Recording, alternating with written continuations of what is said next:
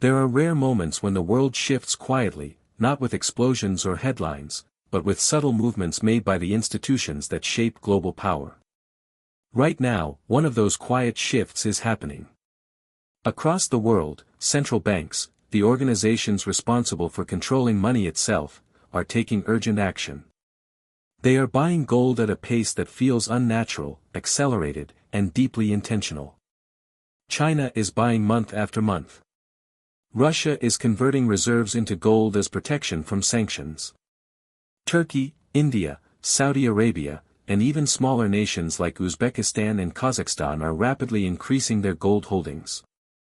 And in the background, European central banks, usually predictable and cautious, are quietly doing the same. This isn't routine behavior. It's not diversification or a simple hedge. It is a synchronized movement, one that suggests central banks are preparing for something significant. And what makes it even more alarming is the historical pattern.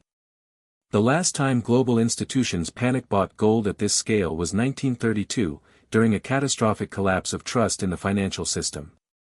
Back then, banks were failing, currencies were crumbling, and ordinary people were losing faith in money itself. Governments responded by hoarding gold, restricting its ownership, and rewriting the rules of the monetary world. The British pound lost its throne. The US dollar rose. A new global order began. Today, we are watching similar early signs appear. Over the past 2 years, central banks have purchased more than 2,200 tons of gold, the highest level in modern history. China's reported numbers likely underestimate their true accumulation. Russia is relying on gold to anchor its economy. Middle Eastern nations are shifting away from the dollar and building gold-based insurance for the future. This collective behavior is not a coincidence. It reflects a growing fear that the current financial structure is weakening. Why gold? Because gold is the only asset that doesn't rely on promises. A currency depends on political stability. A bond depends on repayment. A bank deposit depends on the bank's strength. But gold depends on nothing. It is value in its purest form, immune to printing, inflation, and political manipulation.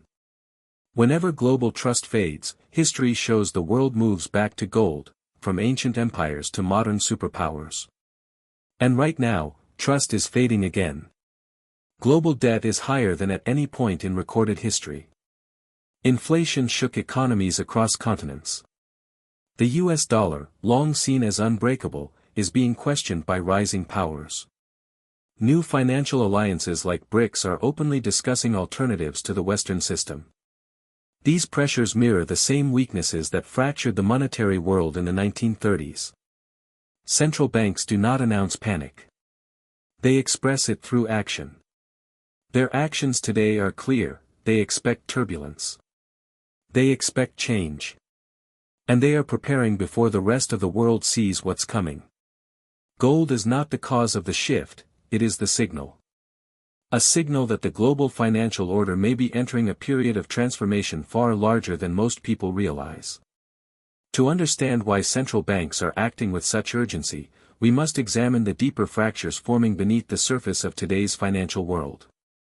At first glance, everything seems stable: markets move, currencies trade, economies function. But beneath that calm exterior, the pillars supporting the global system are beginning to weaken. And central banks, with access to data the public never sees, are reacting before the cracks widen. The second fault line is global debt.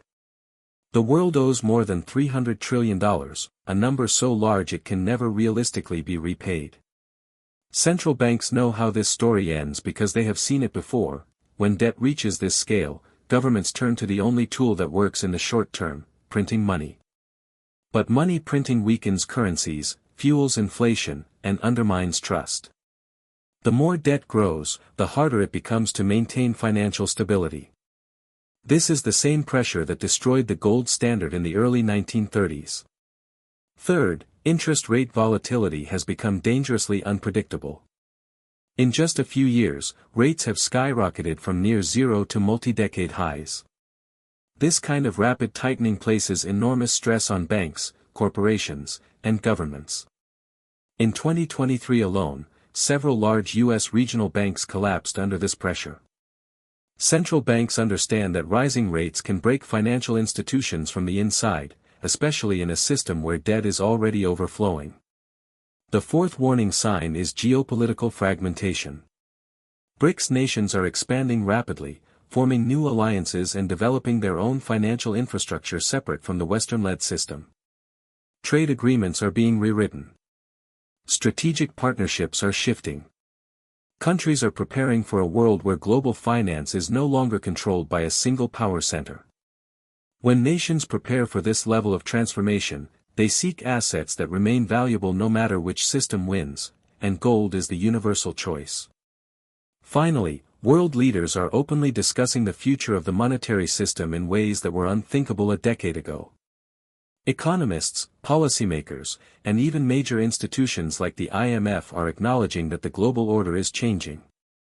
The idea of a multi-currency world, once dismissed, is now becoming mainstream. Central bank digital currencies are rising. New trade networks are emerging. The world is slowly preparing for something different. These 5 signals are not isolated events. Together, they form a pattern, the same type of pattern that preceded the reset of the 1930s. And central banks, with their long memory and historical perspective, recognize the danger. Their gold buying is not random. It is not experimental. It is a defensive move against instability. History shows that financial resets do not happen abruptly, they build quietly, gradually, until one day the system reaches a breaking point. When that moment arrives, the world searches for something stable, something trustworthy. And every time, the answer is gold. Central banks are simply getting there first. As central banks continue accumulating gold, another question emerges: what exactly are they preparing for? They aren't buying gold out of curiosity, and they certainly aren't buying it for quick profit. Central banks operate on timelines measured in decades, not days. Their decisions reflect long-term expectations about the future shape of the global financial system. One of the biggest reasons for this sudden urgency is the growing fear of a monetary reset. Not a collapse in the dramatic Hollywood sense, but a gradual restructuring of how the world stores value, settles trade, and defines currency power. This isn't speculation, it's already being discussed quietly by policymakers.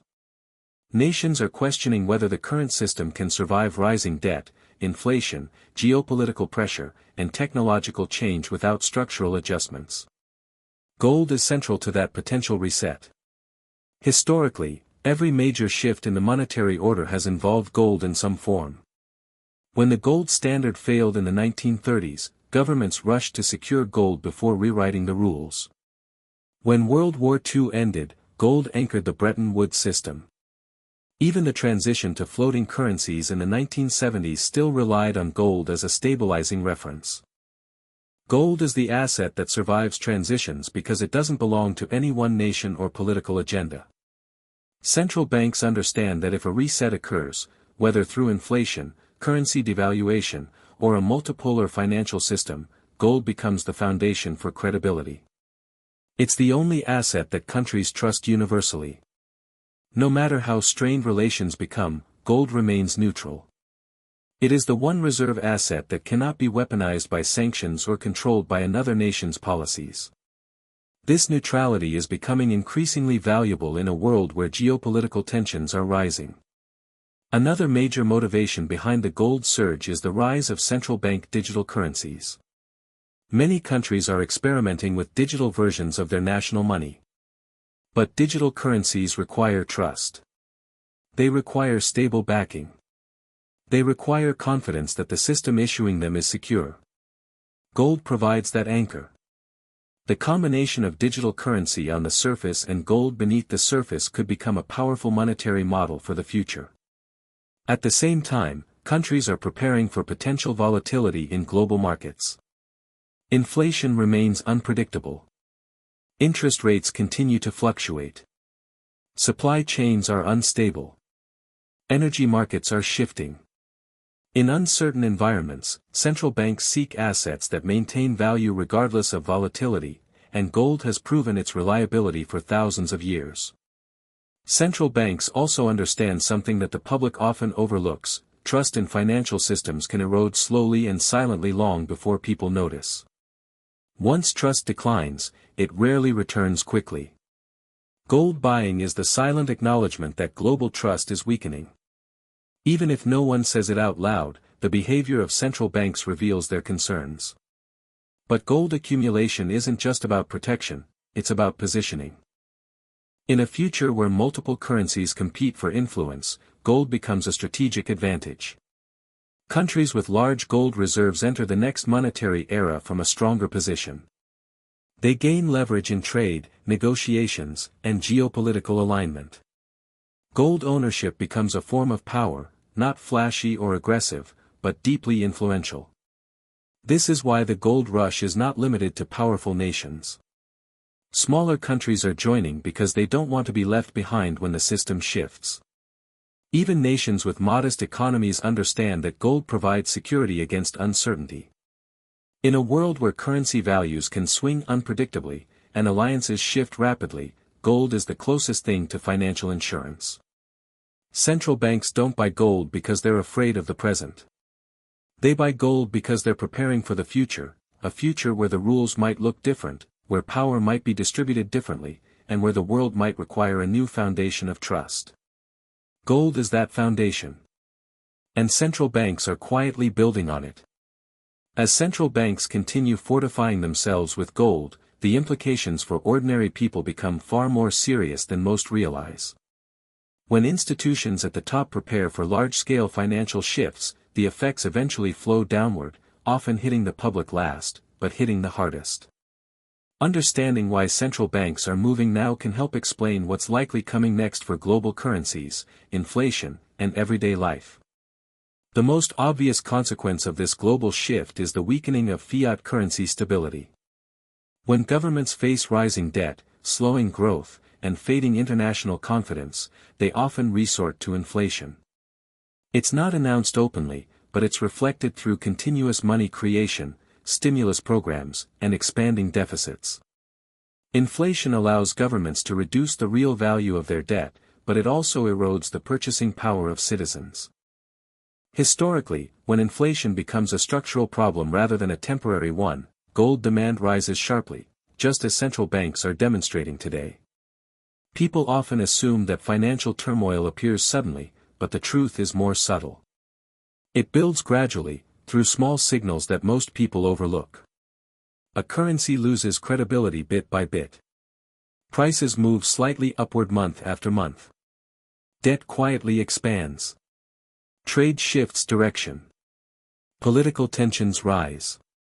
And then, one day, the public realizes something fundamental has changed. By the time that awareness arrives, central banks have already prepared, and the system has already shifted. Gold buying on this scale suggests central banks are preparing for a world where traditional economic tools lose effectiveness. If interest rates can no longer stabilize inflation, if debt levels can no longer be managed, and if currencies can no longer rely on global trust, gold becomes the fallback. This is not speculation, it's a structural reaction to weakening confidence in the current system. For individuals, the lesson from history is clear. During the 1930s monetary upheaval, citizens who relied solely on currency suffered the greatest losses. Savings evaporated. Purchasing power collapsed. Banks restricted withdrawals. Currencies were devalued overnight. But those who held tangible assets, especially gold, maintained stability even as the system crumbled around them. The same pattern repeated in the 1970s and again during major inflation cycles around the world. Central banks know this pattern. They have studied every crisis in modern history. And their current actions reveal they expect a transition period where currencies fluctuate, alliances shift, and the rules of global finance are rewritten. Gold accumulation is their way of creating stability in advance. Another important consequence of this shift is geopolitical influence. Nations with larger gold reserves will have more leverage in future negotiations, trade agreements, and currency blocks. As the world moves toward a more multipolar financial structure, gold reserves will provide strategic weight. Countries without enough gold may find themselves disadvantaged. This is why gold buying is not limited to powerful nations. Even smaller economies understand its importance in the next phase of global finance. But the biggest consequence is psychological. When people eventually notice that central banks have been buying gold for years, the public may interpret it as a signal that the financial system is less stable than it appears. This could lead to increased demand for tangible assets, reduced trust in currency, and greater volatility in markets. Central banks know this, which is why they accumulate gold quietly, without dramatic announcements or explanations. The pattern unfolding today mirrors what happened before the major resets of the past. In each case, central banks prepared early, acted quietly, and allowed the public to discover the changes much later. History suggests we may be approaching another such period, not an immediate collapse, but a slow transformation leading toward a new monetary era. Gold is the thread connecting these transitions. It was the foundation before the 1930s reset. It stabilized the world during Bretton Woods. It surged during the inflation crises of the 1970s. And now, once again, it stands at the center of global strategy. Central banks do not panic buy gold without reason. Their actions signal that the monetary world we've known for decades is entering a new chapter. The details are still unfolding, but the direction is unmistakable: rising uncertainty, shifting power, and a growing need for an anchor of trust. Gold is that anchor. We are watching the early stages of a new financial era take shape.